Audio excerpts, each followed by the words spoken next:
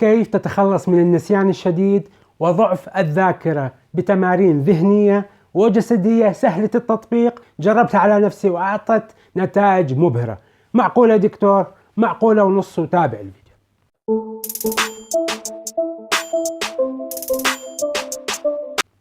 مرحبا متابعينا الاعزاء المشاهدين الجدد، معكم دكتور فراس العلي. احييكم انا ما كنتم على قناتكم الطبيه.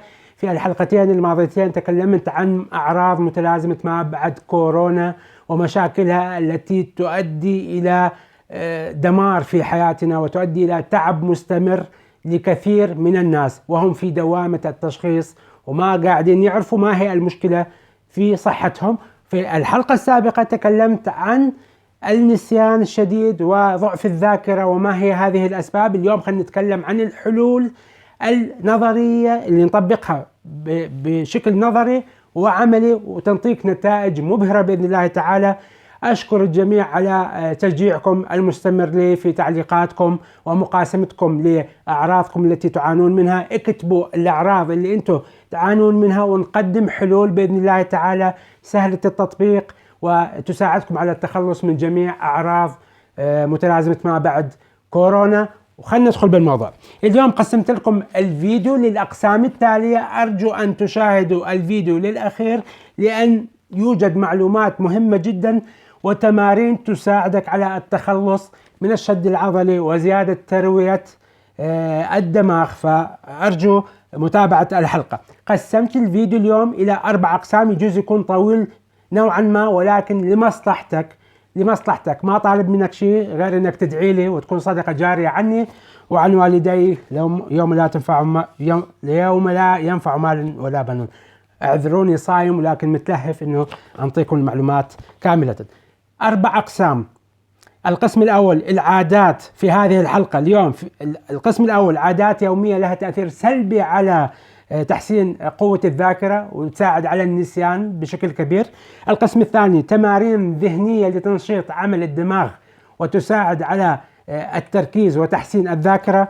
القسم الثالث تمارين جسدية لزيادة ضخ الدم للدماغ وتقوية التروية وتنشيط عمل الدماغ وتحسين الذاكرة.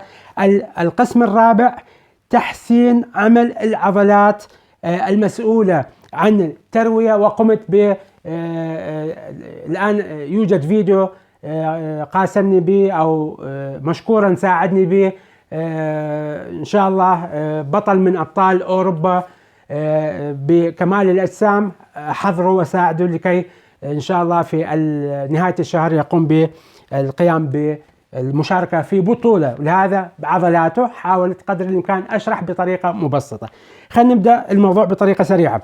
أول قسم العادات السيئة أو عفوا العادات الإيجابية اللي تساعدك على تحسين الذاكرة وتنشيط عمل الدماغ. هيا بنا. النقطة الأولى شرب الماء بكميات كافية. يجب عليك شرب الماء بكميات كافية لأن عدم شربك للماء يؤدي إلى زيادة لزوجة الدم، وكل ما يزيد ثقل الدم تقل نسبة التروية والأكسجين المحمل بهذا الدم. عليك بشرب الماء. تقول لي دكتور شلون نشرب الماء؟ تكلمت عن شرب الماء في فيديوهات موجودة على القناة، كنوز موجودة لوجه الله تعالى أسوي لك إياها.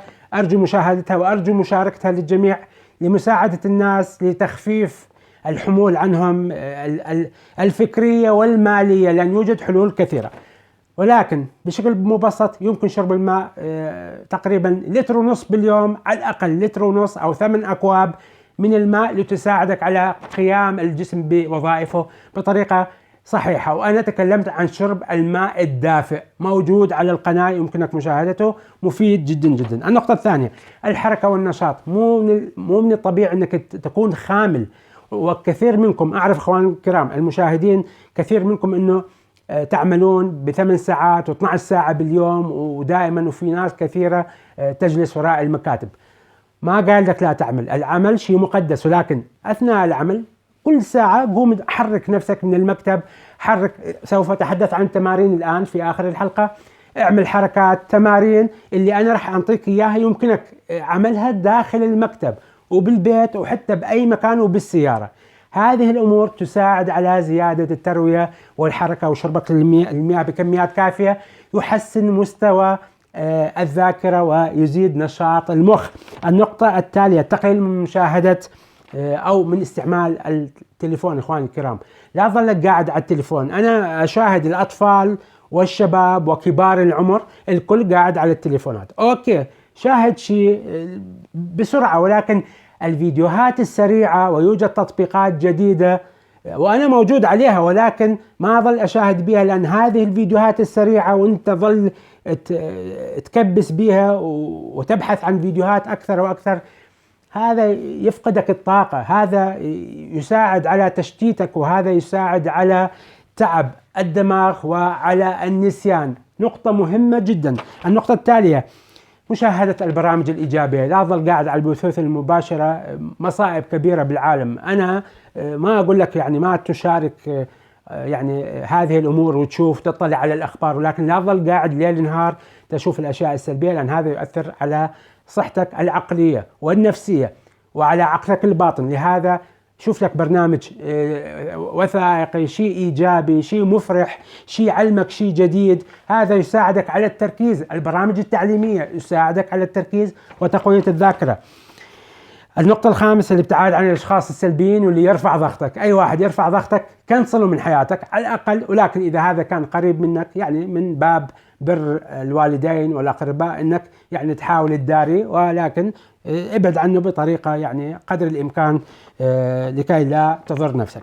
النقطة السادسة: المشي. امشي باليوم نص ساعة إلى ساعة. المشي رياضة ممتازة جدا جدا، لا تتطلب أي شيء، أي مصاريف، اللهم إلا إنك تشتري حذاء يكون جيد لكي تتمشى بطريقة سريعة. تكلمت عن فوائد المشي، موجود على القناة، يمكنك مشاهدة هذه الفيديوهات. طبعا المشي رياضة مفيدة جدا جدا. يوجد أيضا الركض، ولكن أنا أتكلم عن الركض إنه مو من أحسن الرياضات، لأن الركض يتعب المفاصل، وخاصة الناس اللي عندها الآن تشكو من أعراض كثيرة. أتركك من الركض، خليك بالمشي، لأن المشي يكون أفيد لك من الركض. نتكلم عن النوم بشكل كافي. النوم بشكل كافي هذا يساعدك جدا جدا. طب ايش قد ما هي الفترة اللي أنامها دكتور؟ كل إنسان حسب متطلباته، لكن الدراسات تقول لك من 6 ساعات إلى 8 ساعات، وانت شوف شلون وضعك وكيف يمكن هذا النوم يساعدك، لأن النوم يجب أن يكون نوما عميقا، لأن عدم أخذ النوم بفترة كافية هذا يؤدي إلى مشاكل كثيرة وإلى إفرازات وتنظيم هرمونات مختلفة في الجسم. التغذية السليمة. سوف أتكلم عن مشكلة نقص الفيتامينات والذاكرة، هذا الشيء نتكلم عنه بالحلقات القادمة. وطبعا سوف أتكلم عن كنز، تمرين واحد يعيد نشاط ذاكرتك ودماغك كالشباب 100%، كأن عمرك بالعشرين. معقولة. وتابعوا الحلقات القادمة بإذن الله تعالى. التغذية السليمة، الخضروات، الفواكه، البروتينات، هاي جميع الأمور. قلل من تناول الحلويات. ذكرت دائما في الحلقات السابقة أن الحلويات ترفع مستوى السكري بطريقة كبيرة، والعقل يحبها ولكن يفقد النشاط بطريقة سريعة أيضا. هذا يؤدي إلى عدم انتظام عمل الدماغ بطريقة صحيحة. أعتذر عن التكلم بسرعة، لكن حاب أضغط الفيديو لكي يعني أنطي جميع هذه الأمور. الأكل قبل النوم.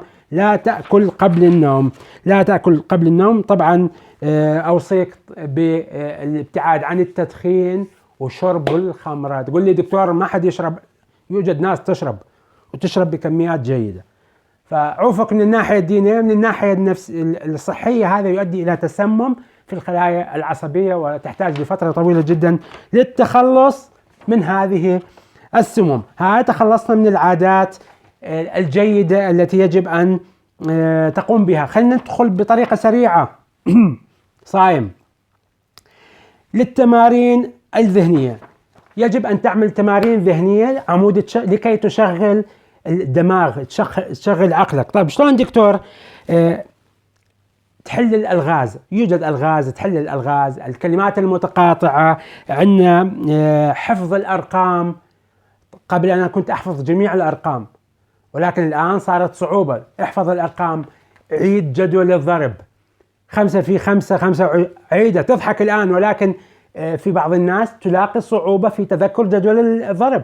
القسمة، اقسم، راجع هاي الأمور، هذا يساعد على تنشيط عمل دماغك. هذه الأمور كلها مفيدة جدا. تعلم لغة جديدة، تعلم لغة جديدة. الإنترنت موجود دروس كثيرة يمكنك تعلم لغة جديدة. تعلم الألمانية.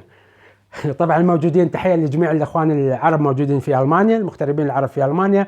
تعلم الألمانية وشوف شلون ذاكرتك تتحسن بشكل سريع جدا. هذه الأمور الذهنية. ملاحظة سريعة جدا، بعد تكملتي لتصوير الفيديو اكتشفت أن الفيديو طويل جدا، لذلك قسمته إلى قسمين. القسم الآن تشوفه بالنسبة للعادات الإيجابية والتمارين الذهنية، والقسم القادم، الحلقة القادم بإذن الله تعالى، أتكلم عن التمارين الجسدية والرياضية البسيطة جدا التي تساعدك على تحسين تروية الدماغ، وكيف تلين عضلات الرقبة وعضلات الظهر، وما هي هذه التمارين بإذن الله تعالى. ويوجد حلقة مهمة جدا سوف أبثها في بعد الحلقة التالية، سر كبير وتمرين واحد يساعدك على ضخ الدم بشكل جيد وإعادة ذاكرتك كأنك شاب عمره 18 عام. وأحبكم بالله.